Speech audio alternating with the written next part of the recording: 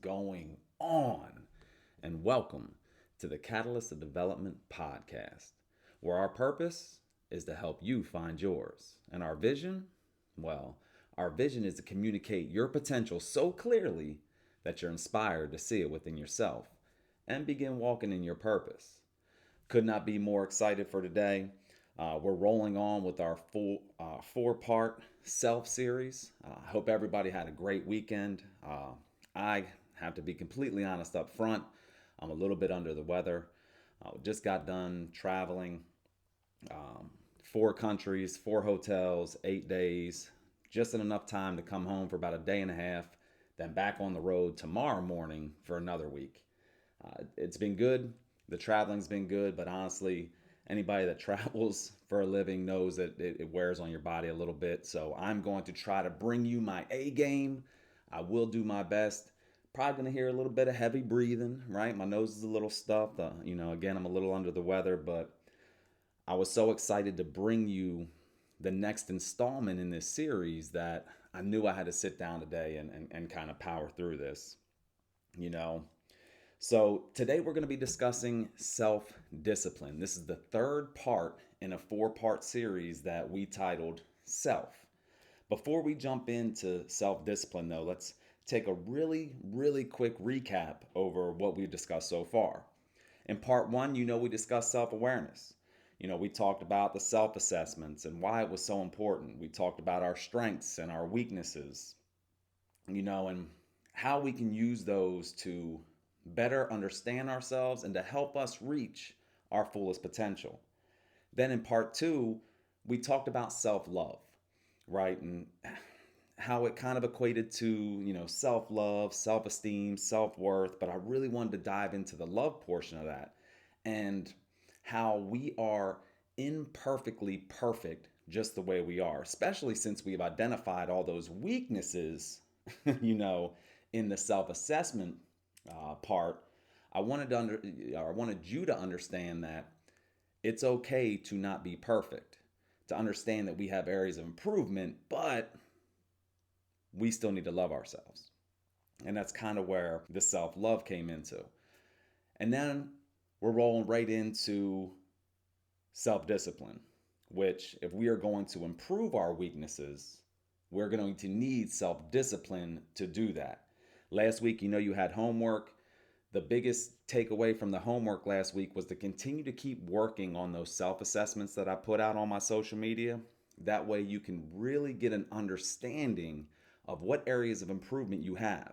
And we're going to take those areas of improvement, we're going to tie them in to what we're going to discuss today. So let's jump right in. Self-discipline. Some of the things we're going to discuss. What it actually is. What self-discipline isn't. What it does for us. Ways to improve it. And then, of course, we'll wrap up the lesson with some homework. So, self-discipline. What is it? Well, Webster's dictionary defines it as the ability to control one's feelings and to overcome weaknesses. The ability to pursue what one wants despite of temptations. Now, I'll be honest with you, I've Googled self-discipline and I got probably a million hits. A lot of these quotes and sayings and everything that help us define self-discipline you've probably heard before. I jotted down some of the more popular ones, or the ones that kind of resonate with me, that I hope resonate with you. So again, what is self-discipline? Well, self-discipline is doing what needs to be done, when it needs to be done, even when you don't feel like doing it.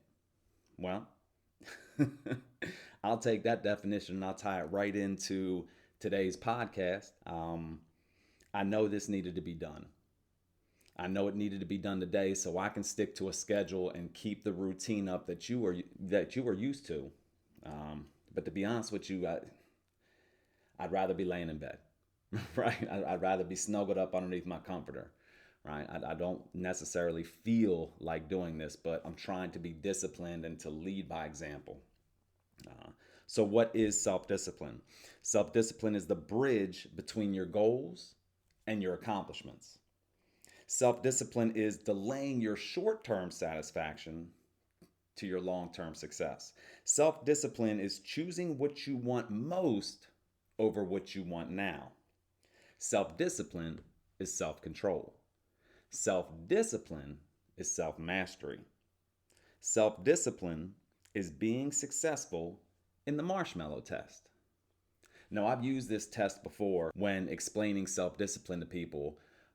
If you've never heard about the marshmallow test, it's actually a Stanford study that was conducted back in 1972. And countless studies since then have been conducted, but the original study was done back in 1972 where the Stanford University professors brought in a bunch of kids. And what they basically did was they put the kids in a room and put a marshmallow in front of them. And they said, here's your marshmallow. We're going to leave the room. Don't eat the marshmallow. If you can hold off on eating the marshmallow, by the time we come back, we'll give you 2 marshmallows. So really what this was a test in self-discipline, self-control. And let's be honest, these are kids sitting down in front of a marshmallow. Needless to say, the majority of them ate the marshmallow. But what they found is they, continued the studies years later as they went back and they looked at the individuals who didn't eat the marshmallows, to the kids who didn't eat the marshmallows.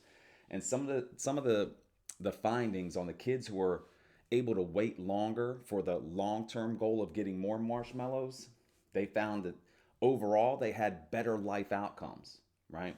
This was measured by SAT scores, educational attainment, body mass index, and other life measures. So the kids that avoided the temptation, that understood that if they could just wait a few minutes and not eat that marshmallow, that there was a bigger reward at the end, they found that self-discipline and that self-control equated to overall better life outcomes. Now, again, this is just one study, and you can actually YouTube some of these studies, and it's actually pretty funny to watch these kids as they struggle not to eat the marshmallow. But self-discipline is being successful in the marshmallow test.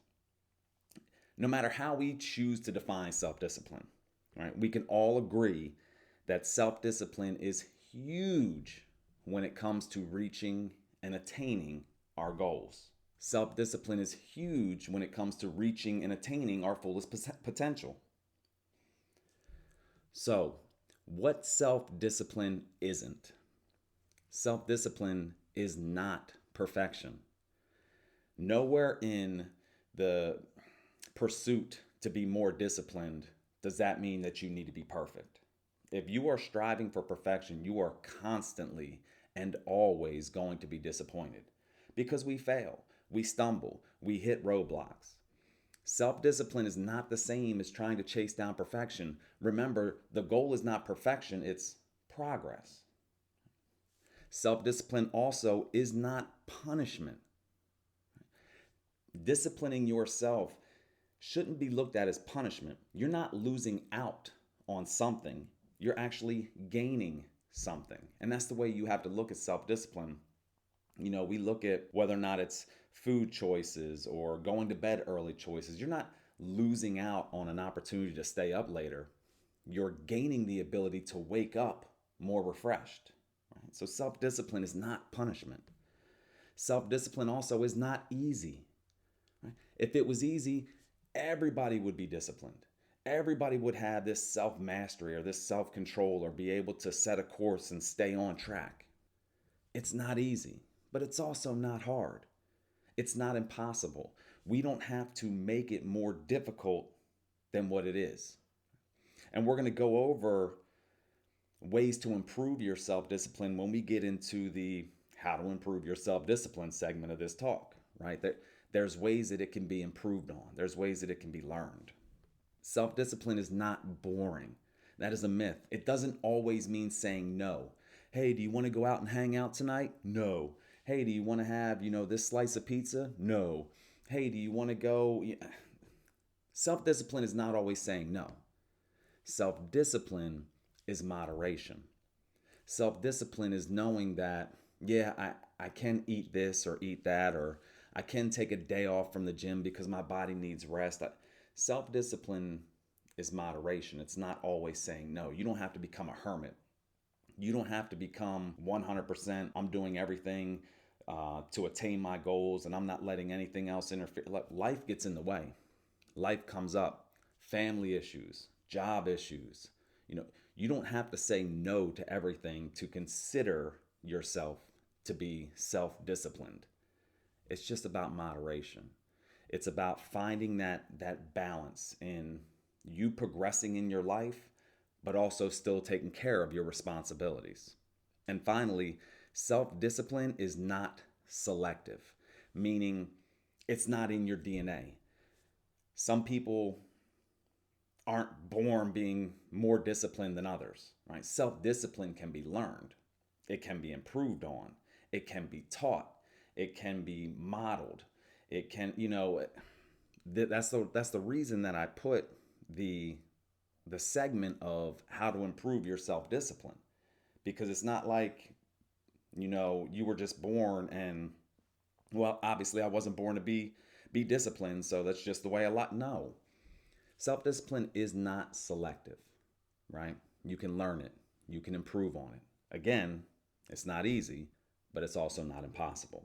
Which brings us down into, what does self-discipline actually do for us? This list could have been an entire podcast in itself. This list could have been all encompassing. I tried to narrow it down to really just a handful. I'm going to run through them really quick. Self-discipline raises our personal standards for ourselves. I'm not talking about work standards or job standards no, your personal standards. Being self-disciplined actually helps raise those standards for yourselves. There are certain things that when you become more self-disciplined, you just won't tolerate in your life anymore. If you become more self-disciplined to be positive in life and to try to look at the bright side and to try to smile more, you won't tolerate those negative, toxic people in your life as much anymore, right? Because your personal standards will have risen. Self-discipline also increases our inner strength and our resiliency. Being disciplined allows you to overcome hardships a lot easier than to not be. When we're not disciplined, we end up falling into ruts and we get stuck in the same rut. And it's really hard because the longer we stay in that rut, the deeper it gets and the harder it is to get out. Being self-disciplined keeps us from falling into those ruts, which helps us overcome the hardships and the challenges and the obstacles that we face in life. Self-discipline decreases our procrastination. One thing that I want to make perfectly clear to a lot of you out there, I'd ask you right now, raise your hand if you feel like you're a procrastinator. And 99% of you are going to raise your hand. I promise you this. You are not a procrastinator. You just have procrastination habits, right? Self-discipline helps eliminate those procrastination habits. You want to fix your procrastination? Become more self-disciplined. Self-discipline reduces stress. Self-discipline helps you prioritize, helps you understand what are must-dos, what are need-to-dos, what are have-to-dos, and what are, I could do this tomorrow. That's self-discipline. And knowing those and prioritizing those helps reduce your stress. Self-discipline helps push us closer to our goals. We talked about this. We talked about this in the goal setting series, right? You set a goal, you establish habits, and then you are disciplined enough to follow those daily habits to ultimately reach your goal. Self-discipline improves our focus. It gives us something to aim for. It gives us a target. It puts us on a path to reach that target. Self-discipline gives us an objective, gives us a goal, and gives us a purpose. It gives you excitement to wake up in the morning, right? Self-discipline puts you on a path where you wake up every morning knowing that what you are going to do that day is not only going to bring fulfillment, but it's also going to bring you closer to your goals, dreams, and aspirations. Self-discipline gives you back control over your life. It gives you back your power. So many of us have given our power away to society. So many of us have played the victim for so long that we feel like we don't have control. Self discipline gives us back that control. Self discipline puts the ownership and the responsibility on us, which I'm going to be honest is very scary, but is also liberating. I love the fact that I understand that I am in control of my life. I am in control of my decisions. If I do not like something, I can either choose to change it, adapt to it, or leave it. That's the control that self-discipline brings back to you. Self-discipline saves time. Right? I can tie this back into the procrastination and putting things off. Self-discipline will save you time in the long run. Why put things off now that can be done? Why put things off till tomorrow that could be done today? It saves us time. And lastly, self-discipline makes us feel good about ourselves. Have you ever been out at a restaurant and you're debating, like let's just say you're trying to eat healthy and you're debating on whether or not to get that cheeseburger or a salad. And at that very moment, you're disciplined enough to choose a salad.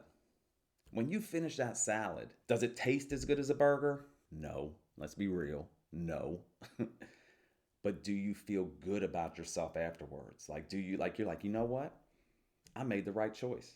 I made the right call. I'm proud of myself. Right? You decide to wake up and go to the gym. Do you want to wake up and go to the gym? Nah, you probably want to lay in the bed. Right? The bed's comfy. Right? It's warm, snuggled up, drooling all over your pillow, whatever the heck you do when you sleep. That's probably where you'd rather be. But when you're done with your workout, you're proud of yourself. Yeah, it was hard. Yeah, it was difficult. But you showed yourself that it could be done. And that gives you a sense of pride. You smile a little bit more at yourself. You look at yourself in the mirror and tell yourself, damn good job, man. That's what self-discipline provides. So if self-discipline provides all these things, we need to discuss how can we improve it? How can we make it better? What can we do to increase or enhance our self-discipline? Which brings me to the 5 steps. Now, these aren't in order, right? But these are just 5 things that you can do that will help improve your self-discipline.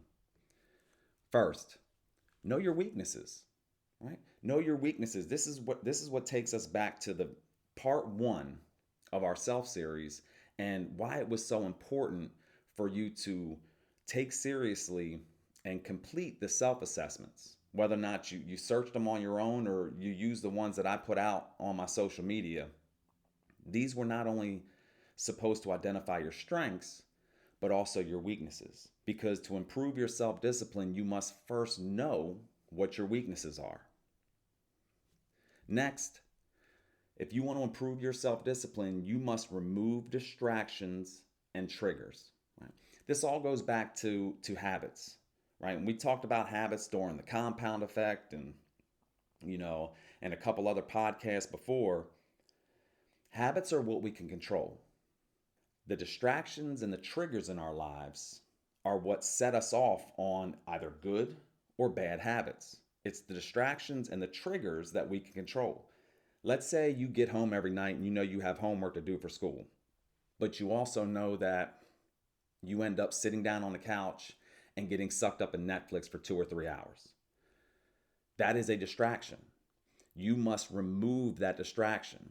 Whether it's not, whether or not it's just don't sit down and turn on the TV, whether or not it's unplug the TV, whether or not it's take the TV off the damn TV stand and put it in the closet somewhere, but you must remove that distraction, right? You must remove that trigger.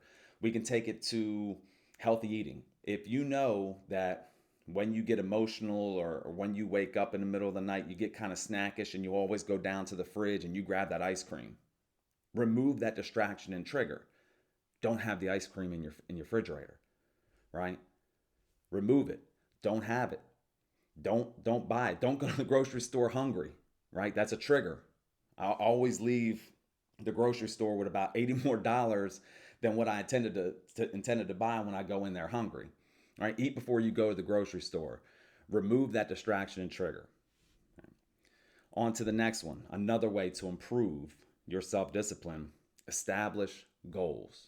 The first series we did on this podcast journey was the goal setting series, right? If you want to improve your self-discipline, you have got to establish goals. You have got to prioritize your goals. Now, this goes back into what self-discipline isn't, right? I told you self-discipline isn't always saying no. So if your friends are like, hey, let's go ahead and go out tonight, you don't have to tell them no. You just have to prioritize your goals ahead of you wanting to go out. Meaning that if you have homework to do, get your homework done first and then go out. You can have the best of both worlds, but you have to prioritize your goals. That will help you improve your self-discipline. Next up, create a habit tracker.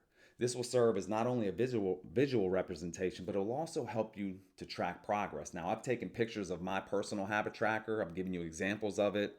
We've put it out there on social media so you can download it and update it and edit it to how you want to track your own habits. But that's what we do, right? That is how I track my daily habits, and it helps me remain disciplined because I get to look at it and I get to say, man, I did really good this month on going to the gym. I didn't do so good on eating healthy. Why didn't I do so good? Well, I traveled a lot, but I could have made healthier decisions. And what it does is it provides feedback. It provides feedback for me to remove the distractions, remove the triggers, and to keep working on improving my self-discipline. And lastly, I harp on this a lot. If you want to improve your self-discipline, get you an accountability partner. Get you somebody that will smack you upside the head when you start shifting down the wrong course. Because I'm going to tell you, there's one thing that I know about each and every one of you. And there's one thing I know about myself. We will BS ourselves like it ain't nobody's business, right? I will make excuses, come up with little white lies. I will justify things to myself that I know my accountability partners will not tolerate. Oh, well, I'm tired and I don't have the time to go home and cook, so I'm just going to go ahead and I'm going to stop at this fast food place. Nope. My accountability partners will be like, no, you're not. You're going to take your tail home. You're going to cook something up quick on the stove because you wanted to be disciplined enough to continue to work on your diet, right? That's what accountability partners will do for you. So if you want to improve your self-discipline, bring others into the mix, right? Get you a team, a self-discipline improvement team, right? That is going to sit around there and smack you upside the head when you start veering off course. That is what I got for you to improve your self-discipline. But since you hung around that long, I'm going to go ahead and I'm going to give you a bonus. I'm going to give you 4 ways that you can test your self-discipline. Now, some of these may seem crazy, but bear with me. This is what I do to help test and improve and increase my self-discipline, right? 4 ways. The first way, I fast. Dealing with hunger is probably one of the best ways to judge, improve, and evaluate how self-disciplined you are. Because when we get hungry, we lose our minds. So once a month, I will choose a day and I will fast. The only thing I will have is water. And I'm going to tell you right now, I don't look forward to those days, but those are some of the most rewarding days. And there's also benefits to fasting. You can look it up. I don't have time really to get into it now, but the main reason I fast is to prove to myself that I can. So try fasting. The next, limit your social media. For the first hour of the day and the last hour of the night before you go to bed, 0 social media. Don't pick up the phone. Put it down, put it away, put it aside, do whatever you got to do, but pull yourself away from that. I also, maybe once a quarter, do a social media detox where I will step away from social media for a week. And it's hard, right? But I want to prove to myself that I can do it. And what it does is it allows me to test my discipline. It allows me to test my self-discipline. So go on a social media detox, but at the very least, limit it and do not get on it for the first hour and the last hour of every single day. Third, cold shower. This has so many benefits. Please Google what a 1 to 2 minute freezing cold shower will do for you. This is how I work this. So I'll get in the shower every morning. I'll do what I have to do, right? I'll wash up. And then right before I get out of the shower, I will mentally prepare myself. I will sit down on the shower floor and I will turn that bad boy all the way to cold. And I only do this for a minute, right? I don't look forward to it. I know it's going to suck. I know I'm not going to like it, but I also know that I'm not going to die. I also know that I'm going to get a enormous amount of benefits from it, from, lowering stress levels, to raising my metabolism, to all these other things, right? But I will literally turn it all the way down, set my timer, and sit there for a minute. At first, super hard, super uncomfortable, but over time, I've gotten used to it. And what this does is it helps test my self-discipline. Lastly, on ways to test your self-discipline, make a plan and stick to it. I don't care if you do this on Sundays or if you do this on a nightly basis, but write down your plan for the next day and stick to it. Doesn't have to be down to the second, doesn't have to be down to the minute or the most minute detail, but schedule out your day and stick to it. Those are 4 ways that you can test your self-discipline. You got to remember, self-discipline is like a muscle. The more you use it, the stronger it gets. Now, on to the homework. 2-part homework. Number 1, I want you to go back to your self-awareness assessments, and I want you to pick 2 or 3 weaknesses or areas of improvement, and I want you to utilize the 5 ways that we discussed to improve your self-discipline. I want you to take those weaknesses or areas of improvement and tie them back to some of the ways that we discussed on how you can improve it. The second part of your homework, I want you to pick at least one of the 4 ways to test your self-discipline, and I want you to do it for the next 30 days. At least one of them. If you want to choose 2 of them, great. 3 of them, great. All 4 of them, have at it, right? But choose at least one, whether or not it's make a plan, cold shower, no social media, or a fast once a month. And I want you to do it for the next 30 days. So if you choose fasting, you're only doing it one time. But for the other 3, you're doing it daily, right? That is your homework. So before we wrap up, I want to leave you with this thought. You don't need to be extremely gifted and or talented to be successful in life. You really don't. But what you need to do is what 90% of the world won't, which is be disciplined enough to be consistent. That is how you will be successful. Thank you so much for spending time with me today. Thank you so much for allowing me to pour into your development. As always, continue to unlock the code to your fullest potential. Until next time, continue to be a catalyst not only for yourself, but for all those around you. Have a great week.